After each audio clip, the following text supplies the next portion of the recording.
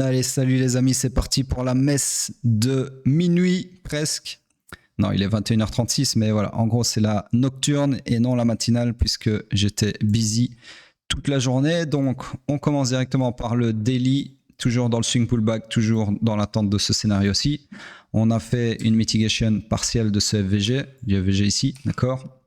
Donc on va voir si la semaine va commencer comme ça ou si on va plutôt continuer vers la demande ici pour y faire une mitigation. Sur ce, on passe sur le H4. Sur le H4, laissez-moi cacher ceci qui n'appartient ici. Ça appartenait au H4, mais ça ne nous intéresse plus. Donc, structure swing toujours baissière, structure interne, laissez-moi regarder. Donc, elle était haussière ici. Et est-ce qu'elle s'est retournée? Non. Alors au final, ce que j'ai effacé, il ne fallait pas l'effacer puisque c'est toujours valide. Donc en gros, toujours comme la dernière fois au final, hein, comme hier, puisque ouais, ça c'était le 16, ouais c'est ça, même avant-hier. Donc voilà, toujours dans l'attente de ce scénario-ci. Le supply ici est en train de livrer la bataille de sa vie puisqu'il tient après toutes ces incursions. Et vous savez que plus un supply, enfin un POI dans ce cas-ci, supply ou demande, hein, c'est pareil, est travaillé et plus il a des chances de lâcher. Surtout ici qu'on a énormément de liquidités là, puis là, et puis enfin ici. D'accord? Alors bien évidemment, on en a en bas aussi. Il y a de la liquidité partout, toujours, tout le temps, des deux côtés. Mais voilà, toujours la question à savoir, c'est laquelle va être purgée en premier. Donc ici, c'est un peu... comment dire? On a deux façons de lire ça. Donc, soit on se dit on est dans une structure interne haussière dont on a sweepé le strong low, d'accord? Donc, sous-entendu, potentiellement ceci qu'on peut attendre, d'accord? D'un point de vue structurel interne. Maintenant, l'order flow, lui, est toujours baissier. Donc, d'un point de vue order flow, c'est le scénario, d'accord? Voilà, donc attendre et on verra ce qui se passe. Sur ce, on passe sur le M15. Le M15 ici, structure toujours la même que j'agrandis comme ceci. Je récupère ça. Donc, structure swing toujours baissière. Mon order flow, il est là, toujours baissier, d'accord? Donc là, en gros, ça fait depuis cette bougie-là, depuis... Est-ce que ça va y arriver? Voilà. Depuis cette bougie-là, ça fait exactement 3 jours, 2h30 qu'on n'a pas changé d'order flow en M15. C'est du, j'allais dire du jamais vu, mais c'est très très rare. Avoir un choc qui dure, enfin un order flow qui persiste pendant, en M15, hein, je parle, qui persiste pendant 3 jours et 2 heures, c'est un truc de fou, d'accord? C'est-à-dire que là, en gros, dans tout ça, l'order flow s'est jamais retourné. Bon, après, on a rien fait en même temps, hein, c'est le calme plat. Donc voilà, on va voir où ça nous mène, tout ça. En tout cas, pour le moment, on cherche toujours des shorts du coup. Malheureusement, dans tout ce que vous voyez là, il n'y a absolument rien à short. Tout est efficient ou presque, en tout cas à la baisse. Donc voilà, structure complètement morte sur le M15. On passe sur Ethereum en daily. Donc Ethereum, laissez-moi cacher ceci qui appartient au H4. Donc toujours ça aussi appartient au H4. Donc toujours dans ce scénario aussi, comme sur Bitcoin, d'accord, on est dans le high pullback ici, qui peut aller maximum jusqu'au haut protégé du swing run final. Donc là, pour le moment, on attend ce scénario-là. Et c'est tout, d'accord? Comme sur Bitcoin, ici, on a aussi tapé dans le FVG, mais ça fait déjà plusieurs jours. Et on passe sur le H4. Sur le H4, eh bien, on a retourné l'order flow à la hausse et transpercé le POI ici. Donc pour le moment, on se retrouve donc dans une structure fully aligned à la hausse, d'accord? Potentiellement, ça c'était notre swing pullback et là on part pour le swing run final, d'accord? Sans avoir été dans le discount, le prix n'est pas obligé d'aller dans le discount. C'est toujours mieux quand il y va, mais il n'est pas obligé, d'accord? Donc ici, on peut chercher désormais des longs. POI le plus proche du price action, c'est celui-ci. Ça m'intéresse plus. Hop, trop bas. Et on trace le scénario le plus proche, enfin, le plus plausible, qui sera donc celui-ci. Ok, voilà. Sur ce, c'est tout pour Ethereum. On va faire la paire du dimanche. Alors, laissez-moi voir. Tac, tac, tac. Sur un écran que vous ne voyez pas. Qu'est-ce que vous avez réclamé comme paire pour dimanche?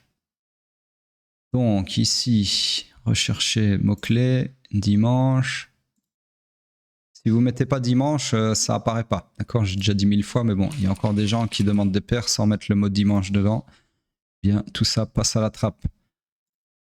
Donc ici, ça me regardait. FET, BAT, Tau, S&P 500. Ouais, pas mal. On m'a jamais demandé, je pense, le S&P 500. Bah écoutez, on va faire le S&P 500. Ça me botte bien. Parce que même moi, ça m'intéresse. Donc, S&P 500. Où es-tu? Ici, hop. Je cache, hop. Donc, on va faire mensuel. Alors, tout ceci, je ne sais plus ce que c'était. Vous savez ce que je vais faire? Je vais prendre... Ah bah non, je peux pas. Bon, ça me fait chier ça. Je vais cacher tout ça. Je sais pas trop ce que c'est. À mon avis, il y a... Ouais, là-dedans, à mon avis, il y a pas mal de backtest. C'est moi mettre ça. Comment est-ce qu'on fait encore ah bah, je peux pas les mettre dans un folder. Ça, c'est relou, ça. Comment je vais faire? C'est les infobulles qui me cassent les couilles. C'est moi regarder. Putain, mais ils ont enlevé l'option, quoi. Ah, c'est chiant.